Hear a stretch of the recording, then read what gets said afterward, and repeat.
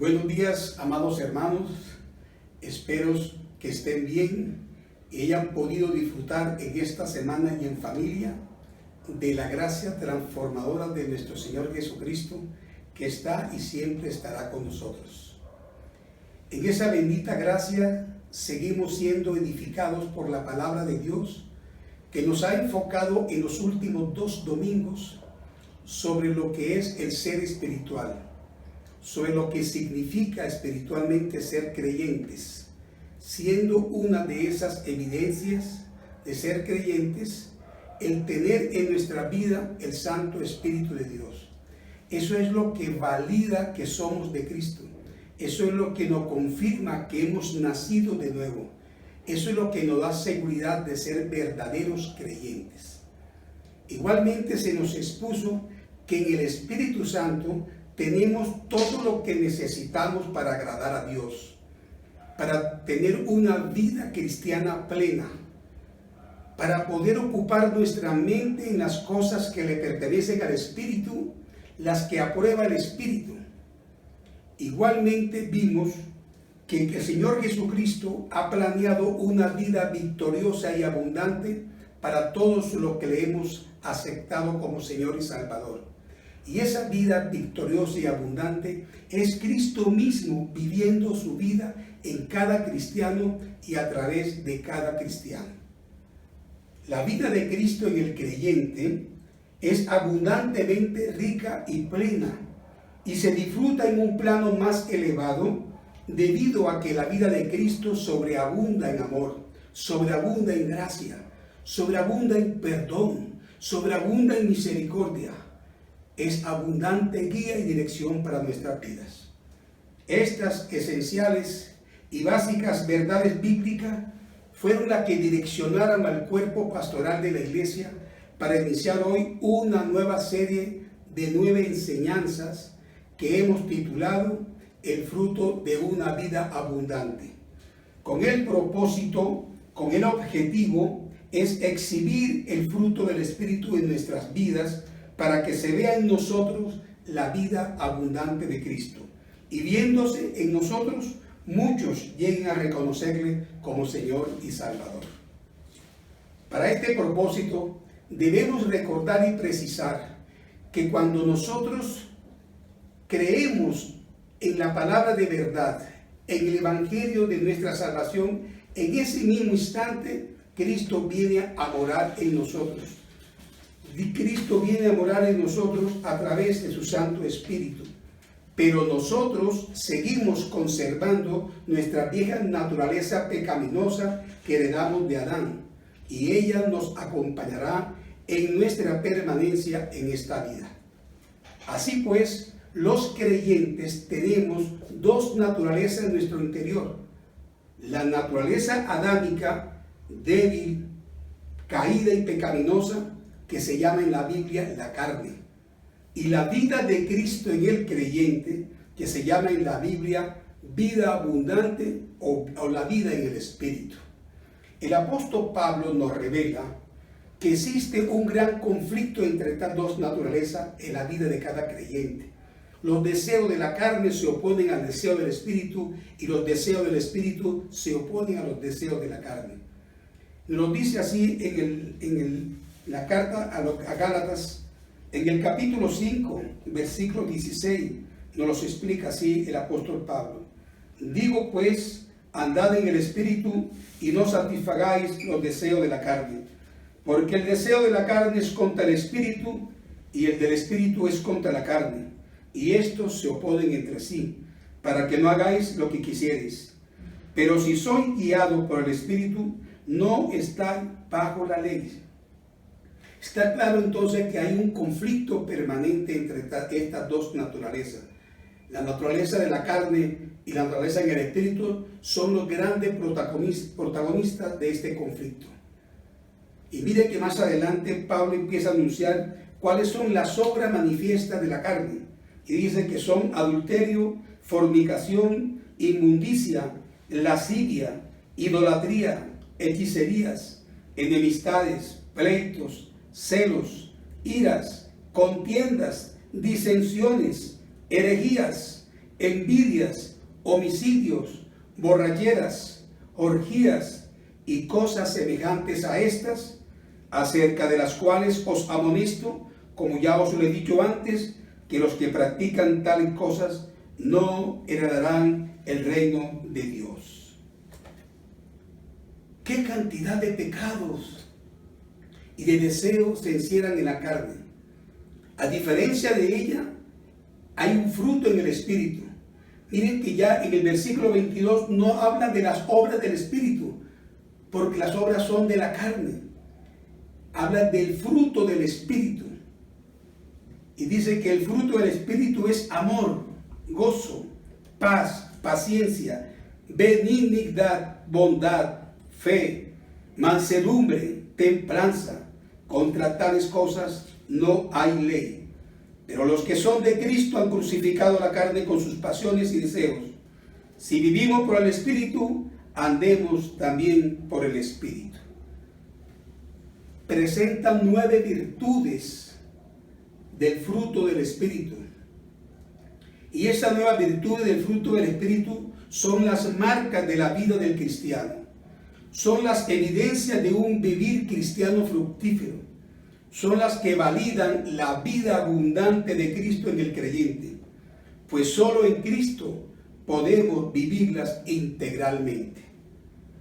Hoy iniciamos la serie El fruto de una vida abundante con la primera virtud del fruto, el amor.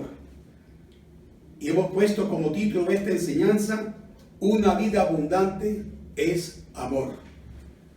Vamos a tener una palabra de oración, amados hermanos, juntos, para pedirle la dirección y guía de nuestro Dios.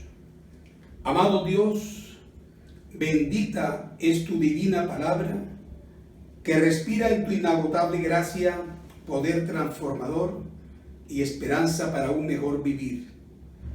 Señor, con tu divina palabra, ordena nuestros pasos y permite, Señor, que podamos comprender el fruto de una vida abundante para que en respuesta adecuada podamos, Señor Dios, hacer lo que tú deseas que cada uno de nosotros hagamos como hijos tuyos. En Cristo Jesús, Señor y Dios nuestro. Amén.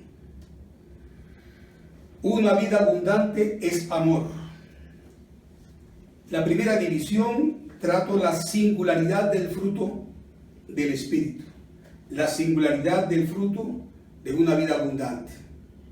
Versículos 22 nuevamente y 23 dice: mas el fruto del Espíritu es amor, gozo, paz, paciencia, benignidad, bondad, fe, mansedumbre, templanza. Contra tales cosas no hay ley. ¿Cuántos frutos hay entonces? La respuesta es uno solo. Y no es por accidente que Pablo escoge la palabra singular, el fruto, sobre la palabra plural, los frutos, para mostrar la unidad de esas nuevas virtudes cristianas como un racimo, ¿verdad?, de virtudes originadas en Cristo y manifestada en el creyente por el poder del Espíritu Santo de Dios. Pero esas nuevas virtudes de manera integral hacen el fruto del Espíritu. Es decir, el fruto del Espíritu es la vivencia de las 9 virtudes, no de una, de 2 o de 3. Pues en la vida abundante que es Cristo, están presentes estas nuevas virtudes. Y por eso esas nuevas virtudes vienen a ser, el carácter de Cristo impregnado en la vida del cristiano. Esas 9 virtudes son la vida abundante de Cristo en la vida del creyente. A diferencia de los dones del Espíritu Santo, que lo reparte, a uno le da 1, a otro le da 2 o 3, pero en el fruto son las 9 virtudes las que hacen evidente el fruto del Espíritu. El Espíritu Santo usa frecuentemente en las Sagradas Escrituras la palabra fruto para indicar lo que Dios espera de nosotros, lo que Dios espera de sus hijos. En cuanto al carácter, por la acción del Espíritu Santo en ellos y como consecuencia de estar en Cristo. Lo vemos en Juan 15, versículos 4 y 5. Permaneced en mí y yo en vosotros. Como el pámpano no puede llevar fruto por sí mismo si no permanece en la vid, así tampoco vosotros si no permanecéis en mí. Yo soy la vid, vosotros los pámpanos. El que permanece en mí y yo en él, éste lleva mucho fruto, porque separados de mí, nada podemos hacer. Dios espera de sus hijos que estemos en permanente dependencia de Cristo Jesús, que estemos en permanente comunión con Cristo Jesús. Y esa permanencia y esa comunión con Cristo a través de la palabra nos lleva a poder producir fruto espiritual, poder llevar fruto a nuestras vidas y mostrar fruto a través de nuestras vidas. Y es interesante ver que los cristianos, la mayoría, se esfuerzan por obtener los dones del Espíritu. Y muchos siguen a los hombres de Dios que fueron bendecidos con estas facultades sobrenaturales. Pero déjeme decirle algo, que la presentación de un verdadero hombre de Dios no son los dones, sino el fruto del Espíritu Santo en él. Los dones dicen lo que el cristiano hace, pero el fruto del Espíritu dice lo que es el cristiano. El fruto del Espíritu es la verdadera esencia de la vida cristiana. Nos muestra de qué modo vivimos en Dios y para Dios, y si exhibimos o no el carácter de Cristo. Es decir, nos dice quiénes somos, qué clase de cristianos somos por lo que vivimos. Yo entiendo y aprecio que si el Espíritu Santo está en el creyente, necesariamente el creyente dará fruto en el Espíritu y por el Espíritu de Cristo. Pues el fruto del Espíritu no puede ser dado por nuestra naturaleza pecaminosa, nuestra naturaleza caída, pues el fruto es una virtud espiritual que solo el Espíritu de Dios puede dar. Se puede dar si vivimos, además no se puede dar el fruto si estamos viviendo en pecado. Si estamos separados de Dios por un pecado, no podemos evidenciar el fruto del Espíritu en nuestra vida. No podemos evidenciar la vida abundante de Cristo en nosotros. El segundo punto de la enseñanza es la primera virtud del fruto, que es el amor. El amor aquí es del griego ágape. No es el amor eros ni el amor filia. Es el amor ágape, es el amor de Dios, el amor perfecto, el amor fiel, el amor duradero. Es el amor incondicional, el amor perdonador, puro, duradero, sacrificado. El amor redentor, eterno, amable, desinteresado, invariable, no posesivo. Este amor nunca se basa en nosotros o en nuestras habilidades o en nuestros esfuerzos. Este amor se encuentra en Cristo, en su carácter y en su gran capacidad de dar. Este amor no conoce límites ni tiene límites. No hay lugar demasiado profundo que su amor no pueda alcanzarnos. Es el amor ágape descrito en 1 Corintios capítulo 13, versículo del 4 al 8. El amor es sufrido, es benigno. El amor no tiene envidia. El amor no es jactancioso, no se envanece, no hace nada indebido, no busca lo suyo, no se irrita, no guarda rencor, no se goza de la injusticia, mas se goza de la verdad. Es un amor que todo lo sufre, todo lo cree, todo lo espera, todo lo soporta, todo lo soporta. Este amor es el que fue derramado en nuestros corazones por el Espíritu Santo que nos fue dado. Ese amor fue derramado en ti y en mí cuando pusimos nuestra fe en Cristo Jesús. Así nos lo dice Romanos 5:5. Dice, y la esperanza no avergüenza, porque el amor de Dios ha sido derramado en nuestros corazones por el Espíritu Santo que nos fue dado. El amor, amados hermanos, es un atributo de Dios comunicable a los hombres. Y por ello ese amor de Dios es derramado en nuestro corazón. Es puesto en nuestros corazones por el Espíritu Santo para que tú y yo podamos amar con ese amor bíblico, con ese amor de Dios en nosotros. Dios derrama su amor en nuestro corazón por el Espíritu Santo para que tú y yo seamos senderos de su amor, canales vivos del amor de Dios, para que a través de lo que nosotros mostremos de ese amor en nuestra vida, muchos conozcan el amor de Dios, que es luz de vida y esperanza para la humanidad. Ahora la pregunta es, ¿por qué el amor es la primera virtud del Espíritu? Porque todo lo de Dios se inicia con Dios, y Dios es amor. Primera de Juan 4:8 nos dice, el que no ama no ha conocido a Dios, porque Dios es amor. El amor es la naturaleza de Dios.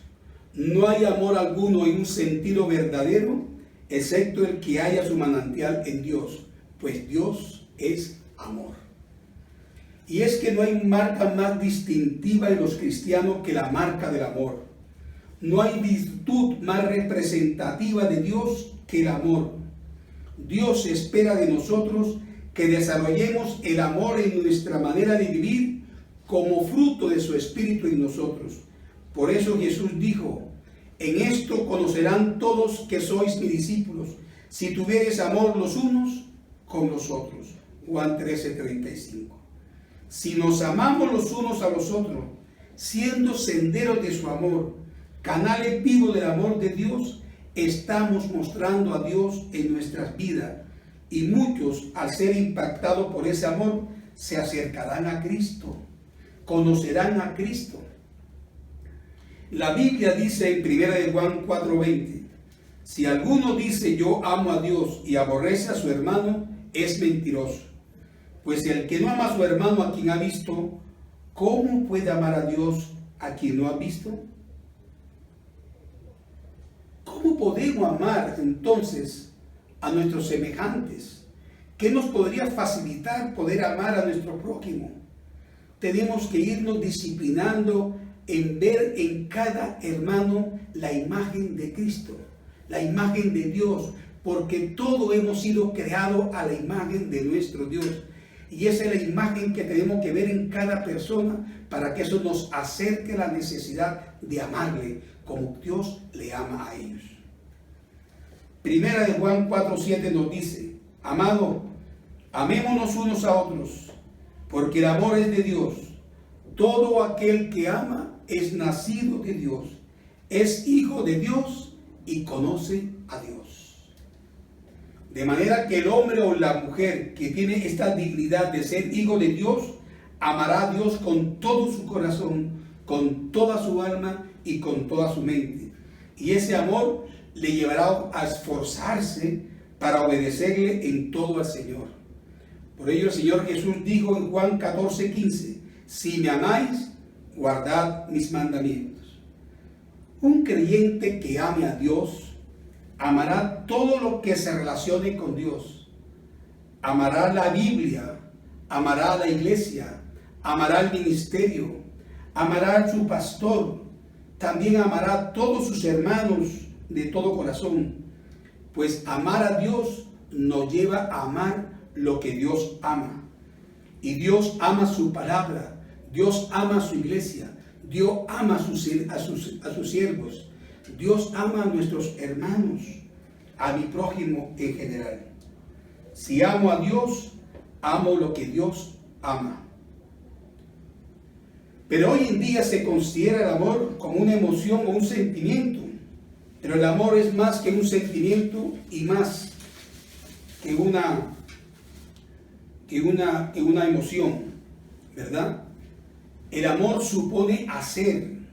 El auténtico amor es el amor que actúa. Esa es la manera en que Dios nos ama. En Romanos 5:8 nos dice la palabra: mas Dios muestra su amor para con nosotros, en que siendo aún pecadores, Cristo murió por nosotros. Cristo murió por nosotros. Ese amor actúa, ese amor hizo, ese amor llevó a Cristo a entregar su vida para el perdón de nuestros pecados. Y el apóstol Juan, en la primera carta, nos dice en el capítulo 3, versículo 16 al 18, dice: en esto hemos conocido el amor, en que Él puso su vida por nosotros. También nosotros debemos poner nuestras vidas por los hermanos. Pero el que tiene bienes de este mundo y ve a su hermano tener necesidad y cierra contra él el corazón, ¿cómo mora el amor de Dios en él? Hijitos míos, no amemos de palabra ni de lengua, sino de hecho y en verdad. Así hemos de amar, en hecho y en verdad. En otras palabras, el amor no debe ser solo cosas de términos afectuosos, ni expresión de algo que no es cierto. Se debe manifestar el amor en acciones reales de bondad, que muestran el amor genuino, no el amor aparentado o el amor hipócrita. El amor hipócrita nunca actúa. Y en ese amor de hecho y en verdad fue que amó el buen samaritano de Lucas capítulo 10, versículos 25 al 37. Y he aquí un intérprete en la ley se levantó y dijo para probarle: maestro, ¿haciendo qué cosa heredaré la vida eterna? Él les dijo: ¿qué está escrito en la ley? ¿Cómo lees? Aquel respondiendo dijo: amarás al Señor tu Dios con todo tu corazón y con toda tu alma y con todas tus fuerzas y con toda tu mente, y a tu prójimo como a ti mismo. Y le dijo: bien has respondido, haz esto y vivirás. Pero él, queriendo justificarse a sí mismo, dijo a Jesús: ¿y quién es mi prójimo? Respondiendo Jesús dijo: un hombre descendía de Jerusalén a Jericó y cayó en manos de ladrones, los cuales le despojaron e hiriéndole se fueron, dejándole medio muerto. Aconteció que descendió un sacerdote por aquel camino y viéndole pasó de largo. Asimismo un levita, llegando cerca de aquel lugar y viéndole pasó de largo. Pero un samaritano que iba de camino vino cerca de él y viéndole fue movido a misericordia. Y acercándose vendó sus heridas, echándoles aceite y vino, y poniéndole en su cabalgadura lo llevó al mesón y cuidó de él. Otro día al partir sacó 2 denarios y los dio al mesonero y le dijo: cuídamele, y todo lo que gaste de más yo te lo pagaré cuando regrese. ¿Quién pues de estos 3 te parece que fue el prójimo del que cayó en manos de los ladrones? Él dijo: el que usó de misericordia con él. Entonces Jesús les dijo: ves y haz tú lo mismo. La pregunta hoy para nosotros, amada iglesia, es: ¿cómo estamos amando? ¿De palabras solamente? ¿A quién estamos amando? ¿Solo a los que nos aman? ¿Solo a los que nos caen bien? ¿Amamos a los que nos caen mal? ¿Amamos a los que son nuestros enemigos? ¿A los que mancillan nuestro nombre o nos juzgan o nos condenan? Le pregunto, ¿Dios los ama a ellos? ¿Dios ama a nuestros enemigos? Y si los ama, entonces, ¿no es que debemos amar lo que Dios ama?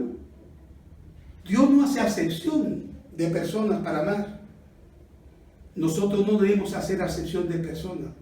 Debemos amar a todos por igual, con el amor ágape, con ese amor de Dios que ha sido derramado en nuestros corazones. Ni tú ni yo tenemos excusa para no amar a toda persona, porque tú y yo, como hijos de Dios, hemos recibido en nuestro corazón el amor de Dios a través del Espíritu Santo que nos fue dado. Pasamos ahora a la tercera parte o tercera división de esta enseñanza, que es cómo desarrollar y crecer en el amor. ¿Cómo podemos desarrollar y crecer esta primera virtud del fruto del Espíritu, que es el amor? Dios es amor y Él nos enseña cómo desarrollar y crecer en el amor. Y lo primero que observo en la palabra que hemos venido tratando es que podemos desarrollar y crecer permaneciendo en Cristo, como lo vemos en el Evangelio de Juan, capítulo 15. Versículo 2 al 5 dice: todo pámpano que en mí no lleva fruto, lo quitará, y todo aquel que lleva fruto, lo limpiará para que lleve más fruto. Ya vosotros estáis limpios por la palabra que os he hablado. Permaneced en mí, y yo en vosotros. Como el pámpano no puede llevar fruto por sí mismo, si no permanece en la vid, así tampoco vosotros, si no permanecéis en mí. Yo soy la vid, vosotros los pámpanos. El que permanece en mí y yo en él, éste lleva mucho fruto, porque separados de mí, nada podéis hacer. Permanecer en Cristo para desarrollar y crecer en el amor. Permanecer indica quedarse donde uno está. Es seguir estando en la misma posición. Y el cristiano ha sido puesto en Cristo. Esta es nuestra posición espiritual. Y por eso necesitamos en nuestro andar diario tener una íntima y significativa comunión con nuestro Señor Jesucristo a través de la oración, a través del estudio de la palabra del Señor, a través del compartir con nuestros hermanos de la fe. Necesitamos permanecer en Cristo, pasando tiempo con el Señor, siendo conscientes de nuestra unión con Él. No debemos independizarnos en nuestro andar diario de Cristo Jesús. Debemos estar permanentemente unidos a Él a través de la oración y a través de su santa palabra. Porque la única manera que un cristiano puede dar fruto espiritual, la única manera que pueda desarrollarse y crecer en el amor, es viviendo constantemente en contacto con Cristo a través de su palabra. Sin la palabra de Dios no habrá crecimiento espiritual permanente en nuestras vidas, ni brindaremos fruto digno de nuestra vocación. Yo quiero que miremos la progresión del desarrollo del fruto en Juan 15, cómo se va progresando el fruto del Espíritu a través del ejercicio de la permanencia y el amor por Cristo. Miren lo que comienza en el versículo 2. Todo pámpano que en mí no lleva fruto, lo quitará. Y todo aquel que lleva fruto, lo limpiará. ¿Para qué? Para que lleve más fruto. A través de la confesión, el creyente va siendo limpiado por la sangre de Cristo. Y a medida que vaya limpiando su pecado, ese creyente da más fruto. Y miren lo que dice en el versículo 5. Yo soy la vid, vosotros los pámpanos. El que permanece en mí y yo en él, este lleva mucho fruto, porque separado de mí, nada podéis hacer. Versículo 8. Sigamos viendo esta progresión. En esto he glorificado a mi Padre, en que llevéis mucho fruto y seáis así mis discípulos. Versículo 16. No me elegisteis vosotros a mí, sino que yo os elegí a vosotros, y os he puesto para que vayáis y llevéis fruto, y vuestro fruto permanezca.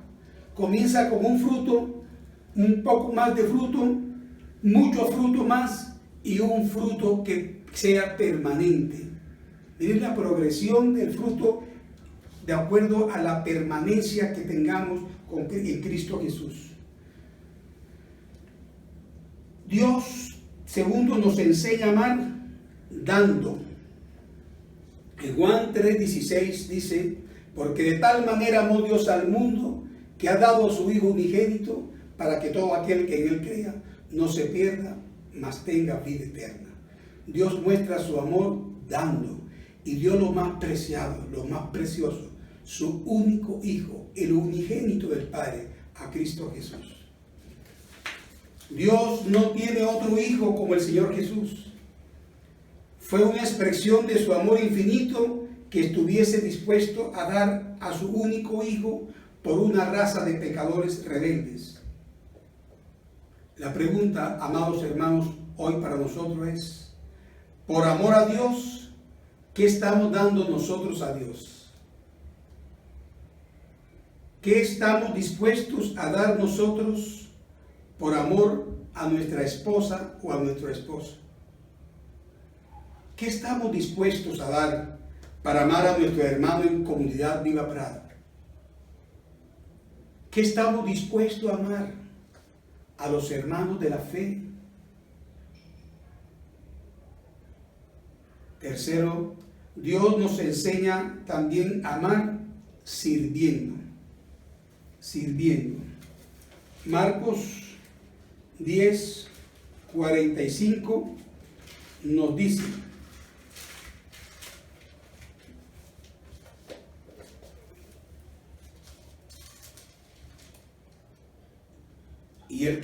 el 44, y el que de vosotros quiera ser el primero será siervo de todos, porque el Hijo del Hombre no vino para ser servido, sino para servir, y para dar su vida en rescate de muchos. El supremo ejemplo de servicio, de una vida de servicio, es el Hijo de Dios, Jesucristo. Él dice que no vino a ser servido, sino a servir y a dar su vida como rescate por muchos. Pensemos en esto, amados hermanos. Él vino con su nacimiento milagroso, sirvió a lo largo de su vida y ministerio, y con su muerte vicaria dio su vida en sacrificio vivo de amor. Fue el servicio más grande y trascendental que hizo Jesús. Cuando estaba en la cruz, nos estaba sirviendo en amor a cada uno de nosotros, para que a través de ese sacrificio tuviésemos vida y vida eterna. Fuésemos libres de la condenación eterna. Y esa es la obra de amor que Dios no promete olvidar, la obra de amor en servicio a nuestro semejante. Así nos lo dice Hebreos capítulo 6, versículo 10. Porque Dios no es injusto para olvidar vuestra obra y el trabajo de amor que habéis mostrado hacia su nombre, habiendo servido a los santos y sirviéndoles aún. La fe del cristiano, amados de iglesia, se manifiesta en una vida de buenas obras, en una vida de amor, un amor activo por la familia de la fe. Se muestra sirviendo al pueblo de Dios por causa del mismo Señor. La pregunta hoy es, ¿has pensado cómo puedes servir a tus hermanos en la fe en estos tiempos de confinamiento? En estos tiempos tan difíciles para muchas familias que la cabeza se ha quedado sin ingreso, sin trabajo. Hemos pensado cómo podemos poner en acción nuestra fe a través de un amor comprensivo y compasivo. Amados hermanos, no olvidemos que el amor es el cumplimiento de la ley.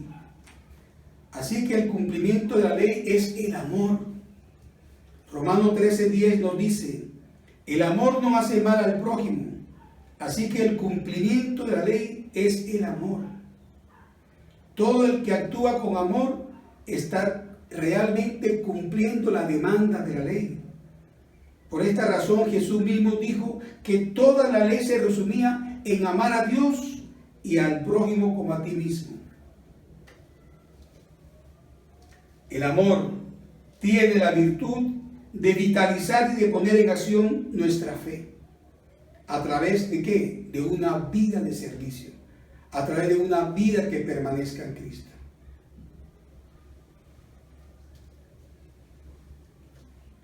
Para reflexionar, amados hermanos, preguntémonos si estamos permaneciendo unidos a Cristo y a su verdad. ¿Cómo está nuestra intimidad con Cristo? ¿Cómo está nuestra relación con el Señor que entregó su vida por nosotros? ¿Es nuestra relación significativa? Ese tiempo que pasamos con Jesús está trascendiendo a nuestra manera de pensar, a nuestra manera de hablar, a nuestra manera de vivir. Esa relación con Cristo está impactando mi manera de amar al prójimo, mi manera de amar a Dios, mi manera de amar a mi iglesia, a su palabra. Si no está impactando nuestra manera de amar y nuestra vida de servicio, quizás estemos en una relación religiosa y ritual y no una relación trascendente. Segundo, nuestra manera de amar en el hogar, en la iglesia y en el trabajo muestra la vida abundante de Cristo en nosotros. En la iglesia, en nuestra familia, en nuestro trabajo, la gente puede ver la vida abundante de Cristo en nosotros. ¿Cómo es nuestro amor? ¿Es solo de palabra? ¿Es solo de lengua? Si así lo es, preguntémonos qué nos está impidiendo amar de hecho y en verdad. Cristo quiere, amada iglesia, que tú y yo mostremos en nuestro vivir la vida abundante de Cristo en nosotros. Tú y yo somos la luz de Cristo en este mundo y necesitamos caracterizar en nuestra manera de vivir el carácter de Cristo. Estas 9 virtudes que constituyen el fruto del Espíritu es la pluralidad de virtudes que determina la singularidad del fruto. El fruto es uno, las virtudes son 9. Y solamente viviendo las 9 podemos decir que hemos estado dando fruto en el Espíritu. Dios les bendiga, amados hermanos, y vamos a dar gracias a Dios y pedirle que nos oriente en esta verdad que hoy nos ha expuesto. Amado Dios, enséñanos a vivir en la realidad de una verdadera y amorosa relación con nuestro Señor y Salvador Jesucristo. Te pedimos, amado Padre, que nuestra vida sea un sendero vivo de tu amor, para que el Señor Jesús sea glorificado en nuestras vidas, a través del fruto del Espíritu Santo. Guíanos, Señor, a amar de hecho y en verdad, dando lo mejor de nosotros y sirviéndote a ti, sirviendo a tu iglesia amada, sirviendo a tus santos por causa de tu santo nombre. Te lo pedimos, Señor, en Cristo Jesús, Señor y Dios nuestro. Amén. Dios les continúe bendiciendo y todos sigamos creciendo en el Señor.